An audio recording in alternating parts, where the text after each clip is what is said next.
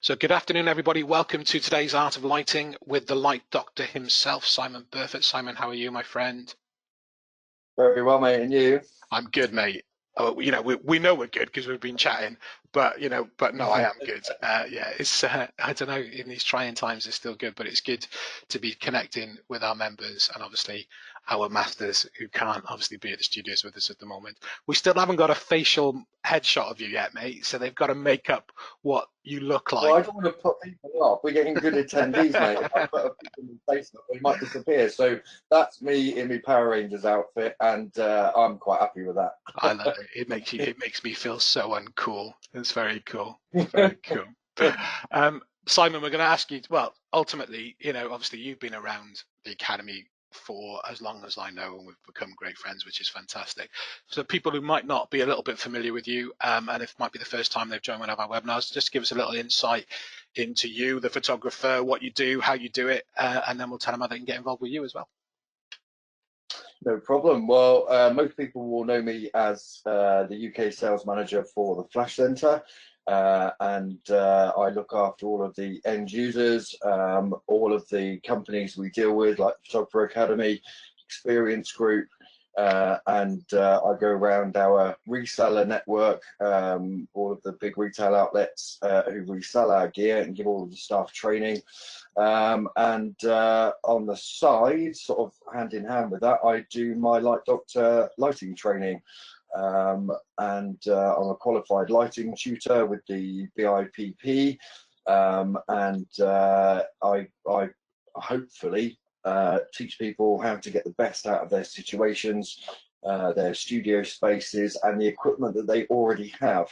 And that's something I pride myself on. I'll go to someone's studio and show them how to get the best out of what they already own, rather than selling them other bits and pieces that they don't necessarily need. Brilliant. And obviously we want you to, so if you want to follow Simon and the Light Doctor, so Facebook is at the Light Doctor, DR at the end. And then on Instagram, it's Light Doctor Training. But again, I'll share those links in the chat panel with you and in the follow-up email that you get from us tomorrow. Simon, I'm not going to waste any time. I'm going to give you the screen. Simon, mate, it's all yours. Thank you, and thanks everybody again for inviting me back and listening to me. You must all be extremely bored sat at home. I am, as I said, I'm the UK sales manager for the Flash Centre. I've been in the industry for over 30 years now, which is quite scary. I've seen the industry from all sides, working in professional hand printing laboratories, been a sales rep out on the road, been a wedding photographer, social photographer, sports photographer, all of it. I just love playing and manipulating light, and try and keep things as simple as possible, really. I am, by my own admission, quite a lazy photographer, so if I don't need to get another light modifier out or a different light source, I won't. I'll make do with what I've got. But the images that I've looked at today to show you all, there's 10 images that are basically showing what you can do, mostly with very simple one light setups. I think there's a couple in there with two, some using the sun as a fill light or a rim light, but mainly just very straightforward portraiture to show the different looks and feels you can get. Some of you that have heard me talk before will know that I like to match my light for light. What I mean by that is, if we're outside in a very hot sunny environment, I like to make my light look like it's coming naturally from my surroundings rather than flash. So if I was in a very hot sunny climate with very hard shadow transitions, I wouldn't be using a big soft diffuse light source because it would look unnatural. I want to match everything around me to make the best of things. So the images that I'm going to show you are a bit of a mixed match. There's lighting diagrams after the main slide, and we can go through those as they come up. But if you've got any questions as we're going through, please stop me. I'm going to mention this now because I will forget. Alongside the Flash Centre, the Light Doctor, we're doing some live videos on the Light Doctor page. There'll be another one over the weekend. We're going to go out on location. Now I'm allowed to go a little bit further, only behind my house, but we're going to balance daylight with flash. So if you want to give us a follow, I'll give you 24 hours notice. I'm not quite sure whether it's going to be Saturday or Sunday yet, but one of the two, probably later afternoon. We'll be doing some balancing daylight with flash, and then next week, if the weather holds up, I'm going to be doing some high sync stuff as well to drop the ambient light and everything else. So without further ado, let's get on to my first image. This one, the next one, and the third image are actually the last images I shot before lockdown took place. This was on my Introduction to Studio Lighting course that we ran in London about 2 or 3 weeks before we went into lockdown. So this is a very fresh new image, and a new girl that I'm shooting in my courses called Yasmin. Excuse me. She's an amazing special effects makeup artist as well, and her normal makeup isn't too shabby either, as you can see. She's got very, very versatile looks. So this image is basically something I shot after hours because I just wanted to get some test shots of her after the training course. And I've used a fairly large octabox off to my camera left, and created almost kind of a Rembrandt style lighting. There's a separation light behind her camera right, just pulling her away from the background and adding that three-dimensionality to the image. So this is something that I enjoy doing in the studio, this sort of fairly simple lighting setup.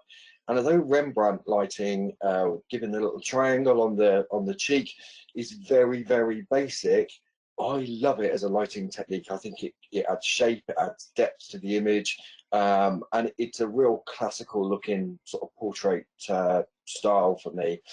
So I'll show you the lighting diagram on this one. As you can see, octa, 45 degrees to the subject, very, very slightly feathered. It's not a 90-degree to the subject, so it's not a true feather, but it's a mixed match of Rembrandt and a feathered lighting. And from behind is a gridded softbox that just allows me the control and gives that silver edge up her arm to separate her from the background. Excuse me, I've got a very ticky cough today. I'm not ill, don't worry. So if we go on to the next image, it's the same girl, very similar, but a different perspective. I haven't changed the lighting setup at all. All I've done is I've cropped closer to give a very different style and very different look to the image. So there are subtle differences. You can still see the separation light coming behind, highlighting her hair. The catch light in the eye is just about 10 to 11 o'clock, which is exactly where I like it. Anyone who shot with me before, seen my work, knows that I kind of like my catch lights between the 10 o'clock and the 2 o'clock position in the eye as I look at them. This gives me control over my light in a couple of ways.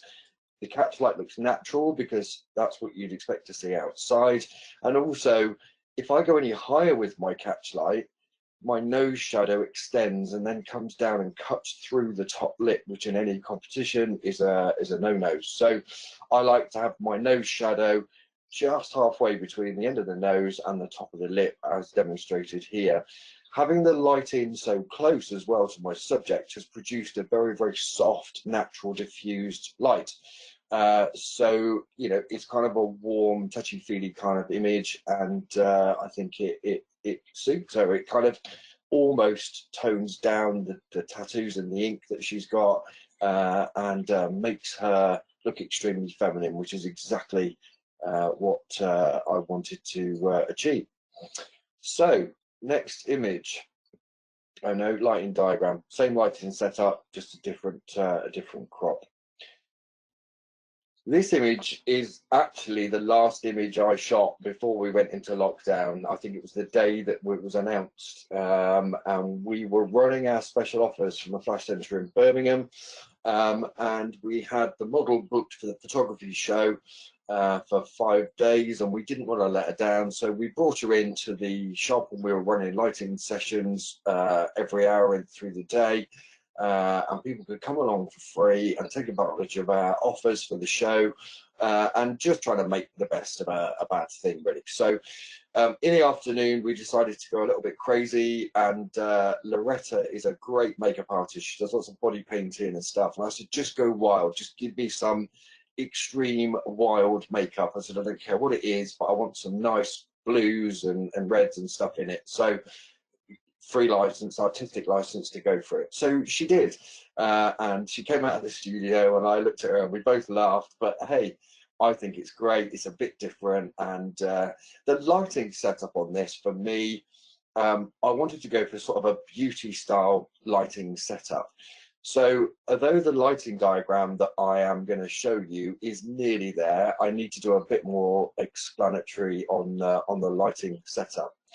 So because the very basic lighting diagram creator, I still need to find a better one. This setup is actually a butterfly lighting setup. So the beauty dish is in between me and the subject, but it is facing down. It's literally like an umbrella coming down across the subject.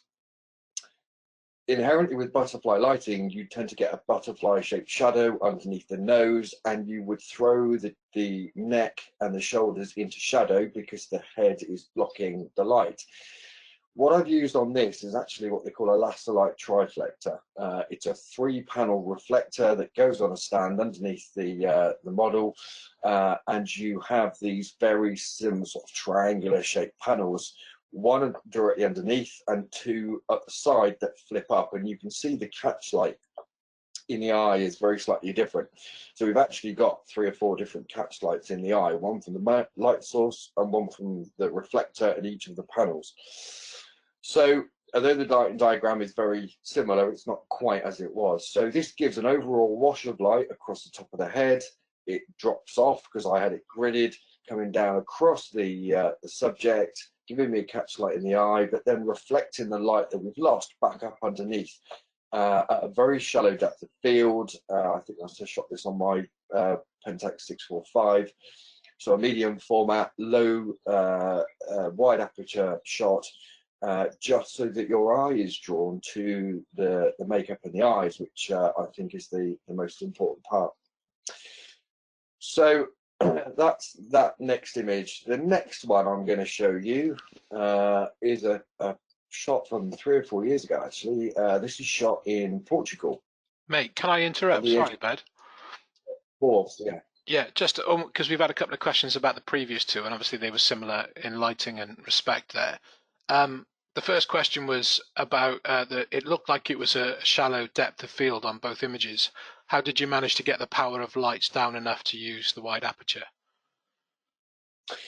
Okay, good question.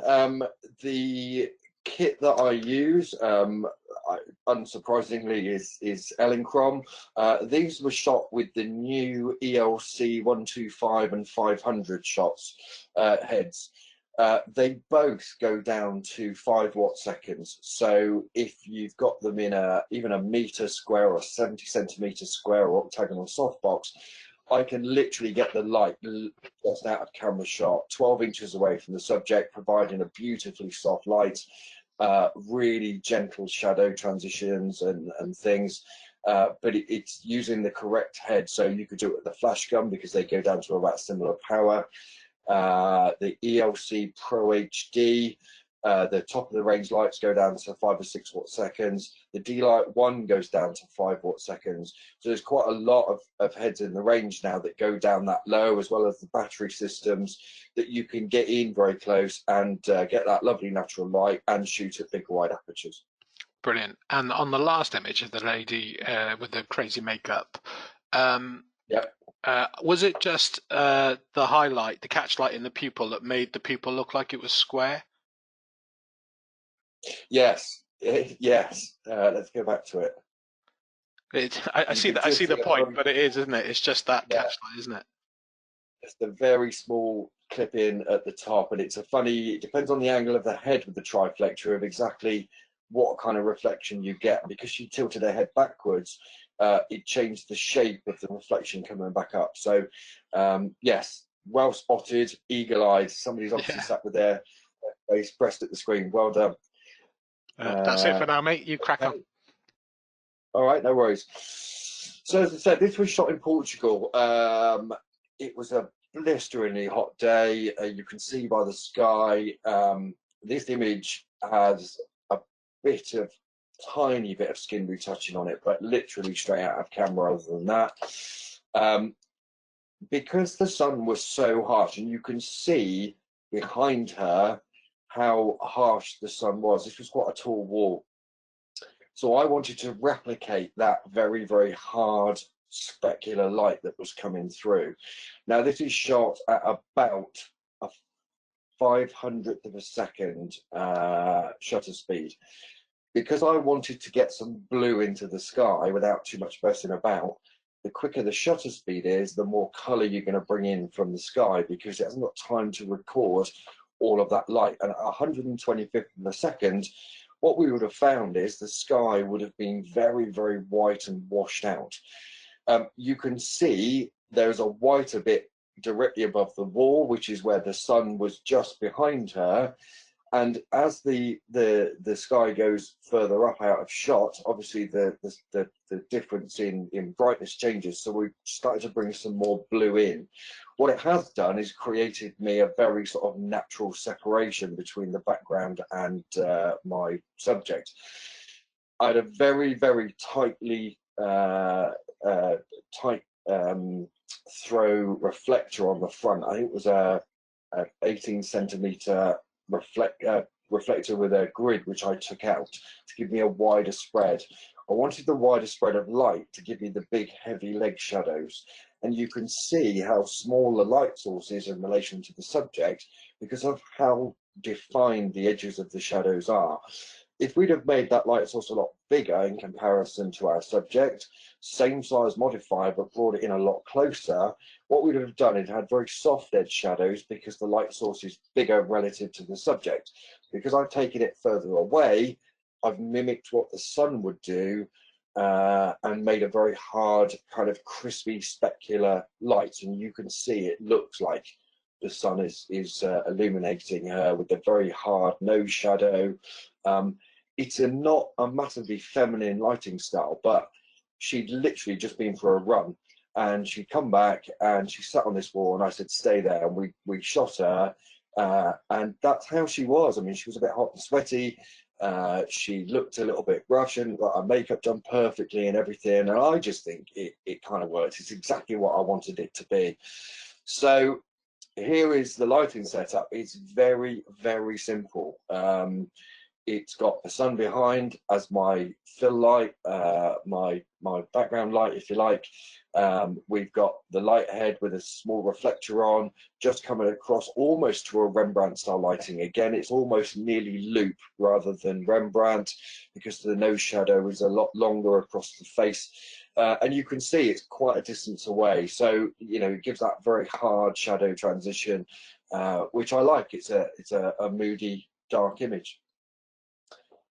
So let's move on to the next slide, and this is a standard one light setup in the studio, and I wanted to get this this shot up to show how soft and natural light can actually look.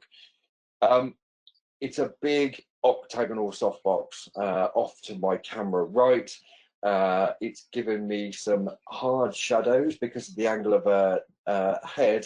Her nose is put the other eye socket into shadow, but I don't mind that. This is kind of what I was going for, giving a lovely soft light down the very edge. And at the other side of the image, you'll see a highlight on her hair. That's from a white wall that was about 4 foot away. So it's filled in naturally from the sides to give some detail into here. But all I wanted you to do was to be drawn into her face and her eyes, her nose, her lips, and show the softness of light as you can get. So that was probably 15 to 16 inches away from the subject. That's as far away as it is, which gives that lovely soft light. And the shadows you can see down the front of her shoulder, a very, very soft edge, which shows you that it was a very soft light source. The light is wrapped around to highlight just underneath on her neck and the other side of her shoulder, but a lot of that fill is actually coming from the white wall that's 4 foot away the other side. So you don't need a reflector in certain times. You can literally have, oh, what am I doing? What's going on, Jay? Sorry about this. It's all right, mate. You jumped ahead by the looks of things. There you go. I've got it there. There we are. So there it is. The wall is depicted by the edge of the lighting diagram. It's not to scale, but you can see it was a 175 softbox. So it's a massive, great big light source. It's going to give that lovely, soft, natural light. So let's move on to another outdoor one light shot, which you've already seen. Let me put this on here. I don't quite know. There we go.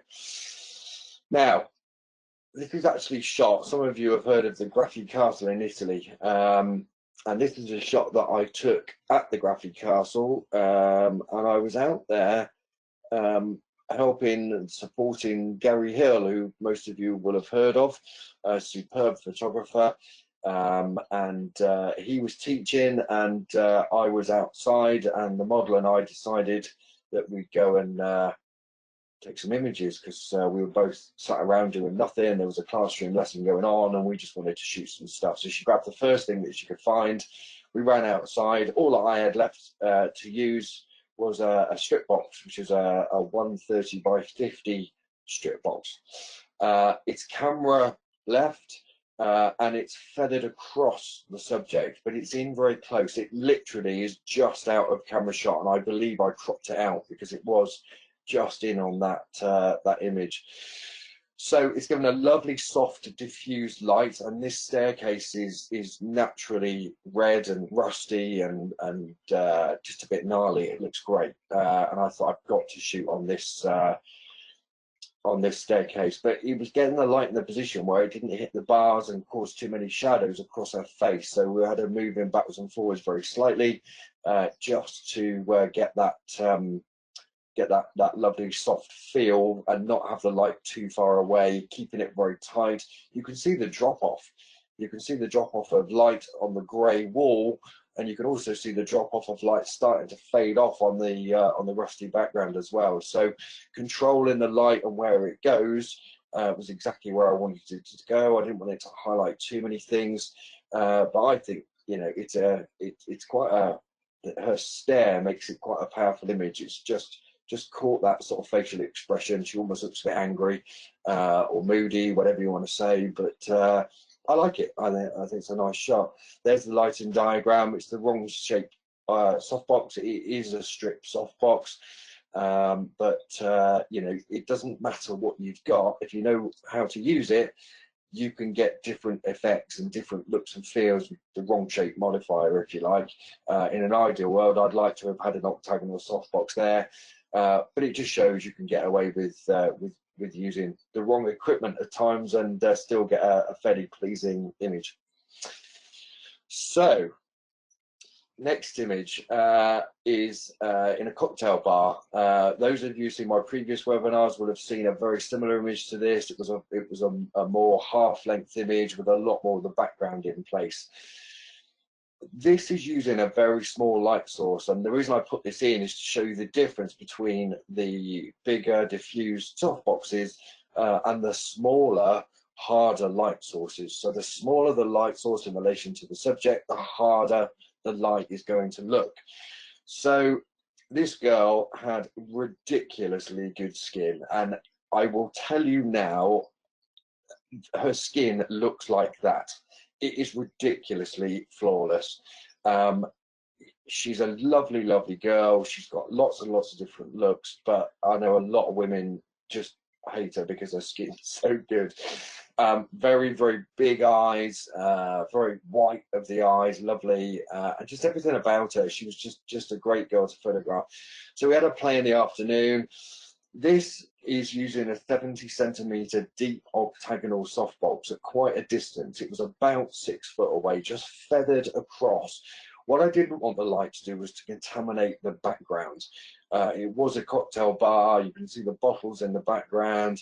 The light was, as I said, about 6 foot away, feathered across and just facing very slightly down. It was above her, and you can see where the catch light is in the top of the eye, again between sort of 10 and 11 o'clock. The nose shadow you can just about see going across the side of her cheek, but it's not cut into the top lip. So there was that very, very fine adjustment of getting the light in exactly the right place. Her skin was, I think she was obviously fake tanned anyway, so it was fairly orange. It kind of matched the ambience of the shot and the natural ambient light. So I kind of left it as it was, and you can see the whiteness of my flash in her eyes. But I don't think that matters. I think her eyes are striking enough to give you that that really powerful look. And again, there's your softbox to the side, feathered across so it doesn't go back onto the background, and just gives that lovely kind of tonal range between your highlights and your shadows, because it's a smaller light source. But hopefully it's giving you an insight into what you can do when you start messing about with single light sources. You don't need 4 or 5 lights in certain situations. Here's another one, a bit of a playtime this one was, and having a great time playing with a single light source. A single light source with the addition of some polyboards and something called a V flat. For those of you who don't know what a V flat is, it's basically 2 uprights of white material, either polystyrene or cardboard. These were about 7 or 8 foot tall and probably 4 foot deep, put together into a V. Now the idea of this is you have one light source that you can fire into the middle, and you can spread the V as wide as you like to give you a much wider spread, or you can narrow it down as low as you can get it to give you a very, very fine spread of light to control. You could use it as an edge light, a rim light, whatever you wanted to do. The polyboards behind are blue. I didn't bother to retouching out the marks and stuff on them because I think it all adds to it. It's all just a bit kind of grungy behind, but she's brilliantly done up. So I kind of like the look and feel of it. That again has very, very little retouching on it. You can see, because I'd have spent ages taking the marks out of the board, but again, using the right light source makes you saves you a lot of time with skin smoothing and things afterwards, because you know the bigger, the softer the light, the more natural that it looks, and it gives you that nice skin smoothing effect in camera. So it saves you a lot of time in post-production afterwards. Now if I show you the lighting diagram to this, you'll be able to see on here the V flat was behind me, so I'm sort of, I don't know, midway. I'm probably shooting at her waist level. The light source behind it is obviously on a little reflector, but it's going into a big V flat, which makes it a huge light source. I've then got 2 polyboards either side to contain where my light goes. So all of the spread that's coming out from the V hits those polyboards and keeps everything within that space that I'm shooting. It controls where the light goes. There were some other bits and pieces behind those polyboards which were highly reflective, and I didn't want anything coming back that I didn't have control of. So it was all a case of just trying to control that little situation in a massive infinity cove that I was shooting in.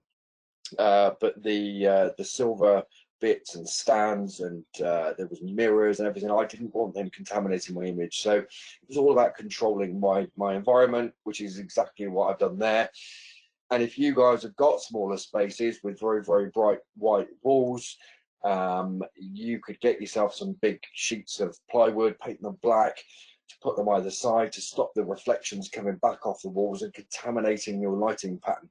And this is something I come across a lot. People in their garage studios, very small studios that they're using in the back of their house, they paint the whole thing white. The problem with painting a studio white in a small environment like that is that you lose complete control of your light, because it's always going to reflect off some surface. It's always going to come back and fill in somewhere that you don't want that fill to be. So I always say to people, don't bother going all the way down the road and painting it black, but paint it a mid-grey colour. If you paint both the sidewalls grey and leave the back wall white, you can always put a black background up afterwards, or you can use those greys to suck the original light out of the fill side that should have reflected back from the white surface, and it creates what we call a subtractive fill. It takes any excess light away, doesn't allow it to come back, and then you have full control over your studio setup. So you could do the same thing, as I said, with the polyboards by painting them grey or black, putting them in at the side just to stop reflections coming back in. Light control for me is massively, massively important, and it will make or break an image as far as I'm concerned. This is using a very, very similar technique, and again, it was a day I had to play with some different lighting setups, and this is quite an interesting one. It looks like a very flat light, and you know, you'd be right, the lighting wasn't the key for this one. The lighting was complementing the messed up makeup, and just having a play and seeing what we could do with the gold choker. And if I show you the lighting diagram on this one, I bounced it into a big right reflector and then stood just underneath the reflector and shot it. So you can see that there's a massive catch light in the eye that gives this big flat lighting pattern, but it's done the job. It's highlighted exactly where I wanted it to go. The background has gone, because she was quite a way away, the background has got a different colour to what it originally was, because I haven't lit it, because the drop off of flash hasn't quite reached the background to give me any other effect but that. But I like it, it's neutral, and it just complements the messed up makeup. I love a bit of messed up makeup every now and again.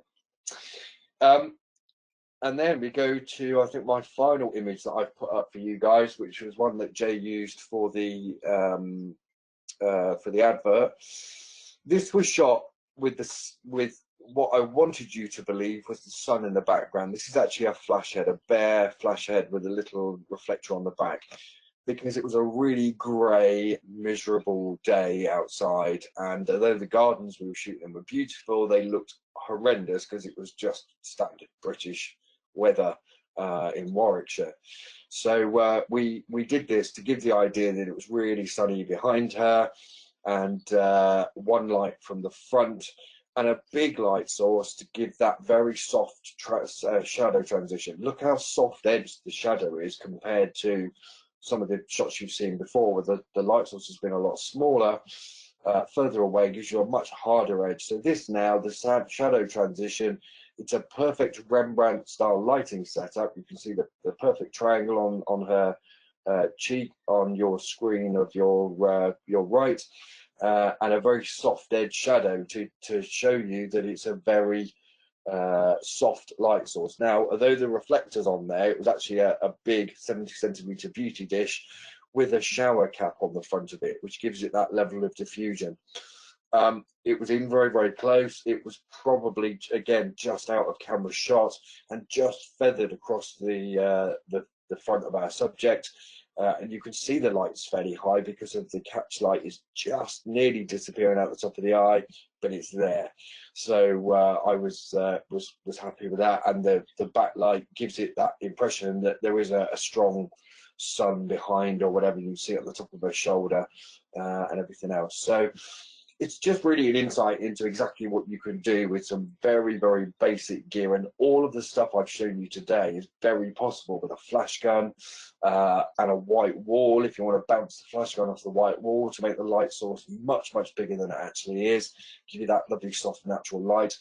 Don't ever be afraid of bouncing light. If you bounce light, yes, you lose control of it a little bit, but if you do what I've told you and have two sidewalls of your studio in grey and your back wall white, you can always shoot against that white background and bounce off a big bit of polyboard or a bit of white card, or anything that's going to make that light source a lot bigger. Is going to be a lot more natural, and it's going to give you a really, really nice, soft, natural feel to the lighting.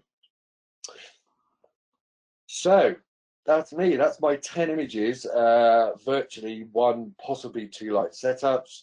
and I hope that gives you an insight into exactly what you can achieve with the minimum amount of gear. And it's not all about having all of the gear and multiple lights, because most of the time I can't be bothered, and there's me being honest. Fair play, nice one, mate. Well, sit down for a minute because we've got some questions for you. So we've got mostly kit questions, to be honest, because I think we asked the directional stuff as we were going through, really. But I'll scan the question panel, and if I've missed anything, I'll repeat it anyway. Okay. This is very specifically to do with Elinchrom and the lighting materials that we have available from them. So I'll read it through, and if I've got it wrong, just tell me, and I'll read it through again. So Yeah. I'm finding that with my D-light units, of which I do have 6, I use the diffusion. If I use the diffusion disc, it seems like a fairly sorry, I'll try again. Right, I'm finding that the standard softbox on my D-lights, which I own 6, are very specular. If I use the diffusion disc, it seems like a fairly expensive option considering I've got 6 units. Is there something else available with double diffusion that I could get instead? Does that make sense? Have I read that right? It does, yeah. So I'm presuming that the person in question is using the original kit softboxes that came with the units, and maybe they can confirm that as I'm explaining it, and you can confirm it with me. Basically, they were Portalite softboxes, and they used to come with 2 66cm square boxes. Now they come with a 66cm square and a 56cm octagonal. Now they are both single diffusion on one, because they are kit softboxes. They're a good all-rounder. They're great as a get them out, set them up, start shooting type softbox, but they're not a master of anything. They're as I say, they're a good all-rounder. We find that everybody that starts off with the kit softboxes at some point then starts to add bigger diffused softboxes. Now, they don't have to be Elinchrom softboxes. We also do a range of Photic softboxes, which are very quick up and down units, double diffused. They come with a grid, an egg crate for the front to allow you to control your light, all different shapes and sizes, and they're all about 100 quid with the carry bag and the grids. So you'd have to spend a huge amount of money to get some bigger, more professional softboxes. I'd love to know what power those D-lights are. I'm guessing that they're probably 2s or 4s, because it sounds like the power doesn't go down very low on them, and they have to come back quite a way, which makes the light source a lot harder, which will make, and again, because it's not double diffused, it will give you that specular kind of light look. And if you don't have the relevant diffusers to put inside the little opaque discs, yes, it's going to cost you some money, but I suppose if you bought 2 or 3 of them for your main lights, you very rarely need them for the backlights.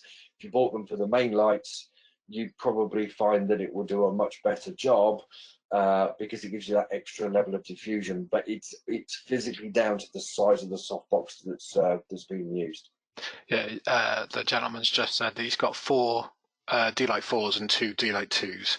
And just to clarify, Photic is obviously it's a third-party brand of modifier, but available through the Flash Centre, isn't it?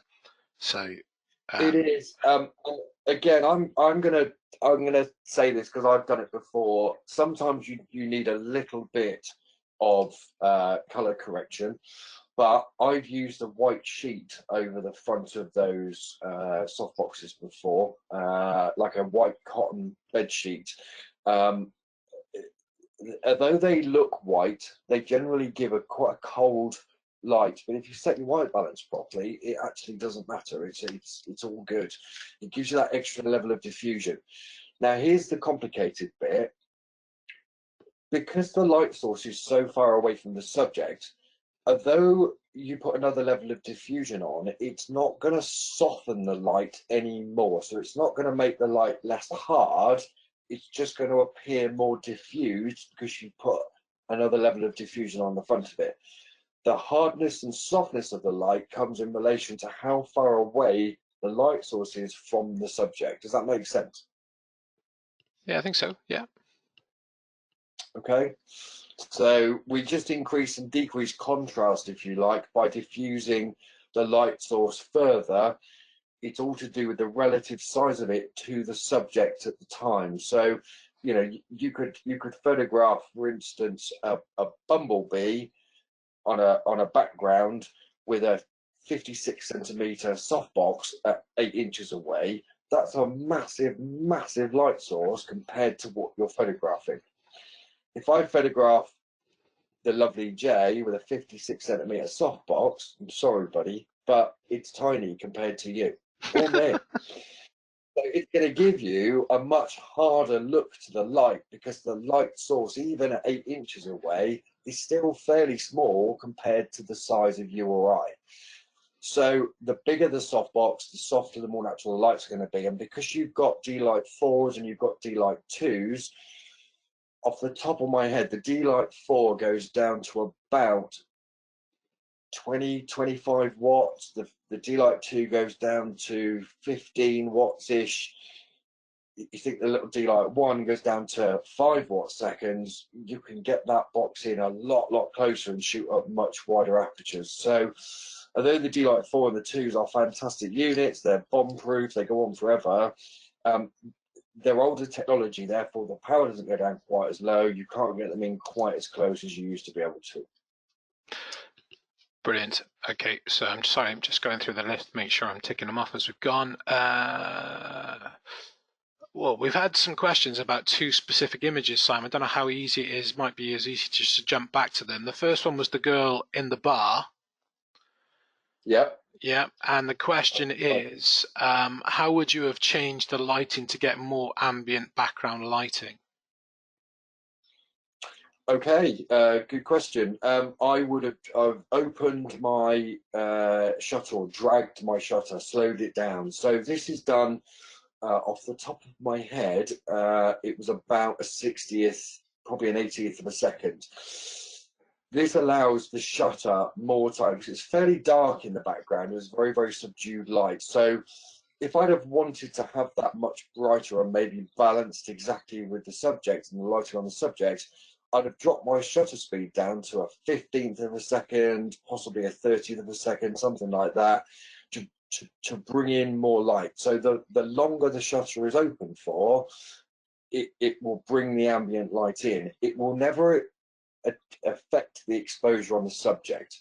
So when we're shooting with flash, the shutter speed controls the ambient only, and the aperture controls not only our depth of field, but it controls the exposure on our subject. So the longer the shutter speed is, I handheld everything. I never ever use a tripod. The flash goes off very, very quickly. The ignition, the peak, and the drop off of the flash happens so fast that I can handhold down to about an 1/8 of a second, shooting flash, and the flash will always freeze the image. So it's quite nice. Obviously, you can't stand there and move the camera around. You have to be as still as possible. But you could get down to an 1/8, a 10th, 15th of a second handheld using flash, no problem at all. So the short answer is drag the shutter, make it stay open for longer to be able to bring in as much ambient light as you want to. In this case, I didn't want any more because it would have then been a lot more distracting, and you wouldn't have been drawn to her rather than the background. I hope that makes sense. Yeah, brilliant, mate. Staying with the images then, the V panel one that we talked about. It's that one, isn't it? Is it that one? It's that one. Yeah. Let me just make sure I read it correctly. With the V panel, you are positioned in the front according to the diagram. Do you not block the lighting anyway? I do. You've got to make yourself as small as possible. If you've ever met me, you'll know that that's quite difficult for me. I'm quite a big lad. So I tend to shoot a funny angle. I tend to get on my knees. I tend to crouch down and turn my body sideways towards the light. to stop my shoulders and things blocking the light. What I did explain is that you can see I'm quite a lot lower than the model. I was probably at waist height. The light source was above my head, shining in, so I was probably blocking quite a lot of the light coming back. But you can still hit the top of her thighs, which is great. But the light that was lost by me being in the way is further down the image, which didn't register. It wasn't a problem. So if you shoot at the right angle, there's nothing wrong with the right focal length of lens shooting up towards the model, if she's not too short to start with. If she's very short, vertically challenged, I think is a correct term, you can make somebody look a lot taller by shooting lower down. But if somebody's already short, you've got to be quite careful with the angles that you go. But Lily is quite tall, she's very slender, and she's got very long arms, so the angle looked okay. If I'd have gone up and made her look quite short from above, it would have been different and the lighting wouldn't have worked. So, you know, ducking down underneath the light source using the top half of the V flat has filled in exactly where I wanted it to go. So yeah, just move yourself. Brilliant. Where am I? You mentioned shooting through a white sheet. Could this be done with this white sheet hanging from a backdrop stand? I suppose that's probably one of the easiest way to do it, right? Absolutely, yeah. It doesn't matter how you do it. You can stretch. I've done before. Is this the same Portalight question? Was this the D-Light 4? No, I don't think it. No, it's from a different person. So I'm not sure which shot. I don't remember which shot you were referring to. Which shot was it you were referring to, Si?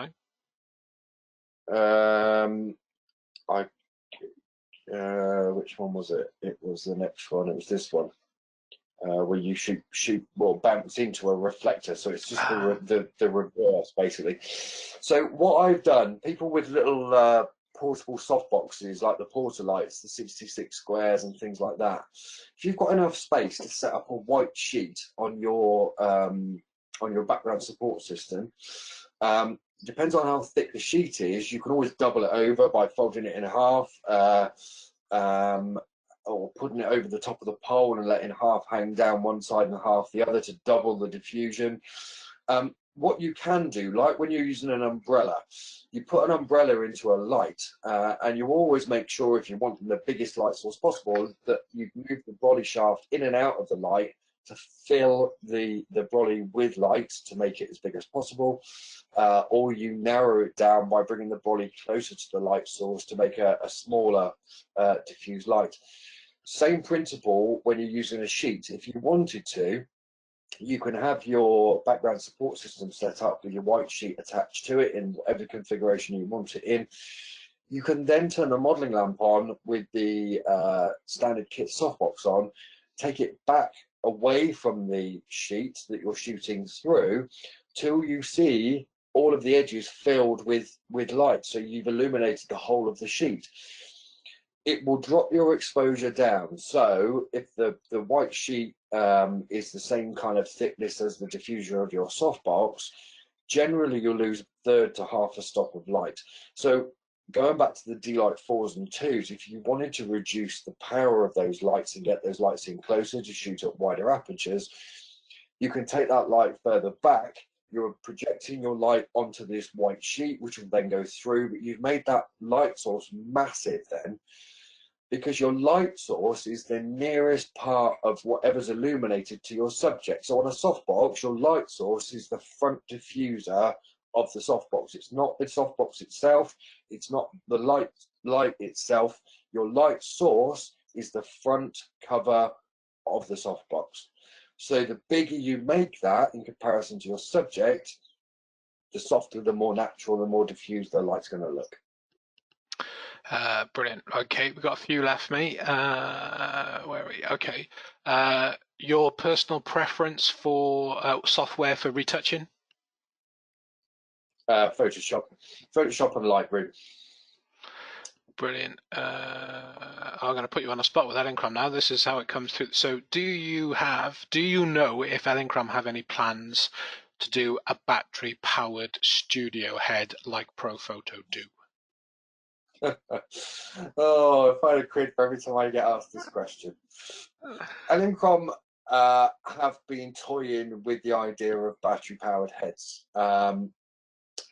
As a professional photographer, the problem I have, and a lot of photographers that are out on location have with battery powered heads, is the weight of them. So although I hate cables, in any situation, cables are a pain in the arse. The problem you've got, and the questions we ask photographers that are out in the field shooting with these things all the time: would you prefer a cabled, tiny, lightweight head that you could hold up on a boomstick forever and a day and it's not going to be a problem?